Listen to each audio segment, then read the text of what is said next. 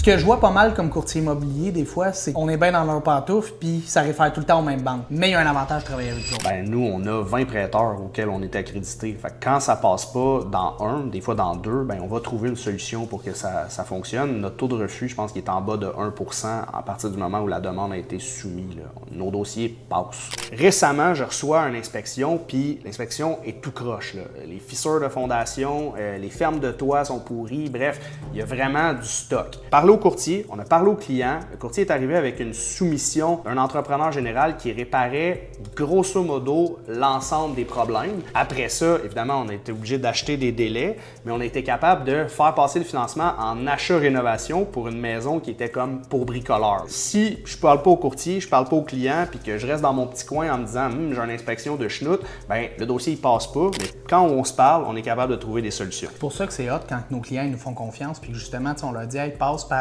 tel ou tel inspecteur, passe par tel cabinet de courtage. Puis de même, ben, on est tous en contact. Vu qu'on est habitué de souvent faire des transactions ensemble, ben, on le sait où s'enligner avec ça, puis quoi apporter ou quel professionnel apporter dans le dossier pour être sûr que le dossier passe, même quand c'est des difficiles. Parce qu'ils sont pas tous faciles, mais les difficiles, ils passent aussi.